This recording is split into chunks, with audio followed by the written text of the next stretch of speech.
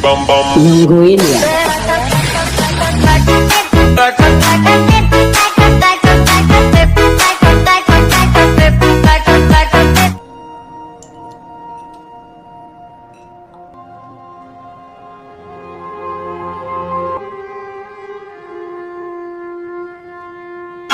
Di dalam film ini menceritakan seorang akuntan yang super sibuk sehingga tidak punya waktu menikmati hidupnya, apalagi untuk urusan soal wanita.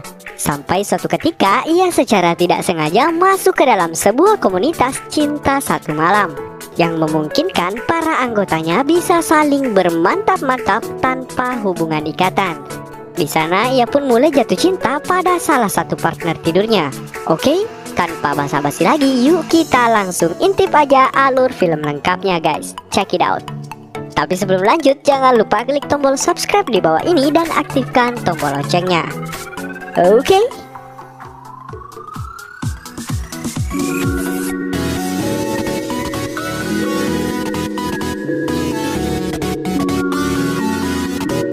Film dibuka menampilkan seorang pria bernama Jonathan yang merupakan seorang akuntan. Saat itu ia disewa untuk melakukan audit keuangan di sebuah kantor firma hukum. Saking banyaknya data yang mesti diaudit, Jonathan pun tinggal sampai larut malam untuk menyelesaikan tugasnya itu. Tiba-tiba datang seorang pria bernama Yat yang merupakan seorang pengacara di kantor tersebut. Mereka lalu berbincang soal tugas yang sedang dikerjakan oleh Jonathan. Tak butuh waktu lama, keduanya mulai akrab.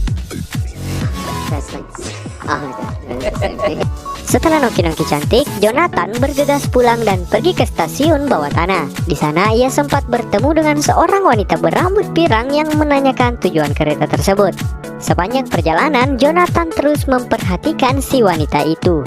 Sepertinya Jonathan memiliki ketertarikan padanya. Lanjut, seiring berjalannya waktu, Jonathan dan Yat semakin akrab dan menjadi teman baik. Selepas jam kantor, mereka menghabiskan waktu bersama bermain tenis dan bersenang-senang di tempat hiburan malam.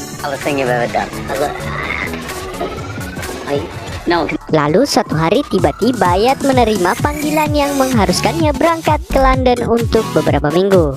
Saat akan pulang, secara tak sengaja ponsel mereka tertukar. Jonathan baru menyadari hal itu setelah ia menerima panggilan pribadi di ponsel Yat yang dipegangnya. Sebagai teman yang baik, Jonathan pun langsung menghubungi Yat melalui pesan suara dan mengatakan kalau ponsel mereka tertukar. Setelah itu, Jonathan kembali menerima panggilan dari seorang wanita. Wanita itu meminta untuk segera ditemui di sebuah hotel. Tanpa pikir panjang, Jonathan malah langsung pergi ke hotel tersebut. Di sana ia bertemu dengan seorang wanita cantik yang kemudian langsung mengajaknya ke kamar. Tentu awalnya Jonathan bingung dengan maksud si wanita itu. Tapi setelah sampai di kamar, Jonathan menyadari bahwa wanita itu ingin bermantap-mantap. Meski merasa gugup, Jonathan pun pasrah ketika keduanya mulai saling beradu bibir. Alhasil, Jonathan pun ketiban semangka matang dan bermantap-mantap gratis dengan wanita itu. Keesokan paginya, Jonathan dihubungi oleh Yat yang menanyakan tentang pengalamannya semalam.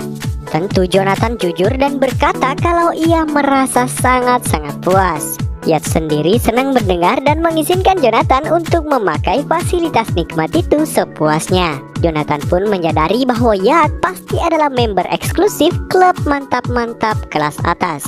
Karena ketagihan untuk mencobanya lagi, akhirnya Jonathan menghubungi salah satu nomor di ponsel Yat.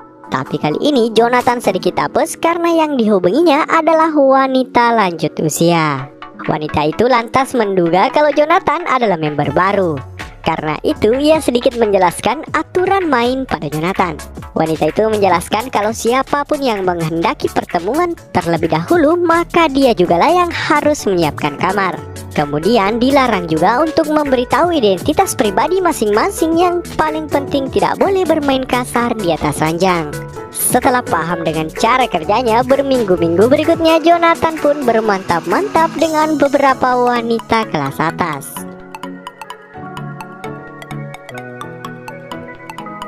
Pada suatu malam, Jonathan terkejut saat bertemu dengan partner ranjang berikutnya. Ternyata ia adalah wanita yang pernah ia temui waktu di kereta dulu. Jonathan pun merasa sangat sungkan dan mencoba bersikap sopan. Alih-alih bermantap-mantap, mereka hanya memesan layanan kamar dan mengobrol selama berjam-jam. Nampak Jonathan mulai terbawa perasaan dan ingin mengenal partnernya itu lebih dalam. Tapi si Pirang menolak memberitahu kehidupan pribadinya karena hal itu melanggar aturan. Jonathan pun hanya berhasil menebak awalan nama si Pirang yang dimulai dengan huruf S. Tak berapa lama mereka pun tertidur pulas.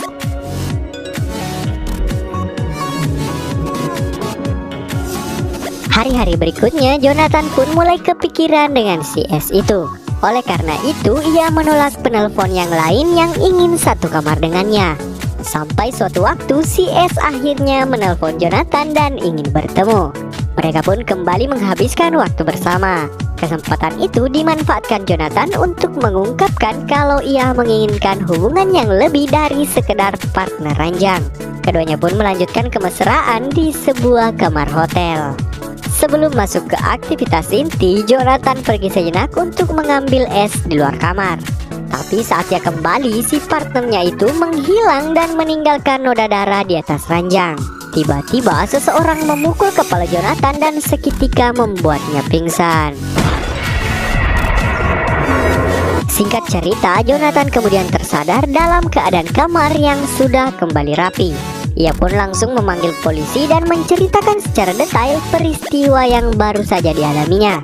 Tapi polisi meragukan cerita Jonathan karena tidak adanya bukti. Setelah itu, Jonathan pun berusaha menghubungi Yat. Bahkan Jonathan datang ke kantor firma hukumnya untuk bertemu secara langsung. Setelah bertanya ke sana kemari, ternyata di sana tidak ada satupun karyawan yang bernama Yat. Sampai suatu waktu Jonathan dikejutkan dengan kemunculan Yat secara tiba-tiba dalam apartemennya. Ternyata selama ini Yat menjebak Jonathan dan sekarang telah menyandra si S di suatu tempat. Yat mengancam akan mengeksekusi S apabila Jonathan melapor pada polisi. Sebagai tebusan untuk nyawa S, Jonathan harus mencuri 20 juta dolar dari perusahaan investasi yang ia audit, lalu mentransfer uang itu atas namanya sendiri ke sebuah bank di Spanyol. Jonathan pun tak punya pilihan lain selain mengiyakan kemauan Yat.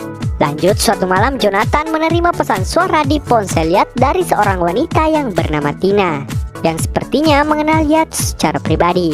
Jonathan pun bergegas pergi ke kamar hotelnya. Di sana Tina terkejut karena yang datang bukanlah Yat. Setelah sedikit dibujuk oleh Jonathan, Tina pun mengungkapkan bahwa nama asli Yat adalah Jamie Gates. Mereka awalnya bertemu di sebuah pesta seorang kaya raya bernama Holloway. Berbekal informasi itu, Jonathan pun menyelidiki asal-usul Jamie Gates. Ternyata Jamie adalah buronan kasus penipuan dan pembunuhan atas Holloway. Setelah mengetahui hal itu, Jonathan lalu mengancam balik akan melaporkan kejahatan lama Yat kepada polisi apabila tidak segera membebaskan S. Namun tindakan gegabahnya itu malah membuat petaka di kemudian hari. Salah satu wanita yang pernah ditemui Jonathan akhirnya menjadi korban kemarahan Yat. Yat membunuh wanita itu sebagai pesan bahwa ia tidak main-main. Bahkan Jamie sudah merekayasa pembunuhan itu sehingga seolah-olah dilakukan oleh Jonathan. Jonathan akhirnya semakin terbojok dan tak punya pilihan lain selain menuruti perintah Jamie. Cerita berlanjut, Jonathan datang ke sebuah perusahaan asuransi dan seolah-olah ingin melakukan audit. Ia lalu meretas sistem perusahaan dan melakukan transaksi dana ilegal ke rekening yang diberikan oleh Jamie. Setelah transfer selesai, Jamie kemudian mengirim foto S yang dalam kondisi terikat di apartemen Jonathan. Jonathan pun bergegas menuju ke sana untuk memastikan S baik-baik saja. Namun saat ia masuk ke apartemennya dan menyalakan lampu, tiba-tiba terjadilah ledakan. Peristiwa itu pun disaksikan oleh Jamie di seberang jalan. Lanjut, Jamie kemudian terbang ke Spanyol dengan paspor atas nama Jonathan. Di sana ia bertemu dengan S yang ternyata tidak sedang dalam keadaan tersandra. Selama ini S adalah kaki tangan Jamie untuk menjebak Jonathan. Akan tetapi S begitu marah saat mengetahui bahwa Jamie telah membunuh Jonathan. Jamie lantas mengingatkan S bahwa kematian Jonathan tidak ada artinya dibandingkan uang 1 juta dolar bagian S nanti. Setelah itu mereka datang ke sebuah bank. Jamie kemudian menyamar sebagai Jonathan untuk bisa menarik uang kirimannya. Akan tetapi penarikan uang tersebut membutuhkan tanda tangan pendamping dari seseorang yang bernama Yat. Uang itu pun tak bisa diambil karena Jamie yang asli sudah mengaku sebagai Jonathan. Nampak Jamie hanya bisa tercengang karena telah dikerjai oleh Jonathan. Kemudian ia keluar dan tidak menemukan S yang telah menghilang. Tiba-tiba Jamie menerima sebuah panggilan dan seketika Jonathan muncul di belakangnya. Jonathan datang ke Spanyol menggunakan paspor atas nama Yat. Karena penarikan memerlukan tanda tangannya juga, maka Jonathan pun menuntut setengah dari uang curian tersebut. Yat pun tak punya pilihan lain selain setuju membagi uang tersebut. Setelah mendapat uangnya, Jonathan menjelaskan kalau yang tewas dalam ledakan tersebut adalah petugas apartemen. Jonathan pun juga sudah tahu kalau S sekongkol dengan Yat setelah melihat foto penyanderaan S yang ternyata diambil jauh-jauh hari sebelum bertemu dengannya. Meski begitu, Jonathan masih ingin bertemu dengan S. Ia menawarkan 5 juta pada Yat untuk memberitahu di mana keberadaan S. Jamie pun setuju dan membawa Jonathan ke sebuah taman yang sepi. Tiba-tiba Yat mengeluarkan pistol dan ingin menembak Jonathan. Tapi ia ditembak duluan oleh S yang secara mengejutkan juga ada di sana. Kemudian Jonathan meninggalkan Yat yang sudah tewas bersama uangnya dan mengejar S. Tapi S hanya meminta maaf dan langsung pergi menaiki taksi meninggalkan Jonathan. Akhir film memperlihatkan setelah beberapa hari kemudian keduanya tak sengaja berpapasan di sebuah jalan dan saling melempar senyuman.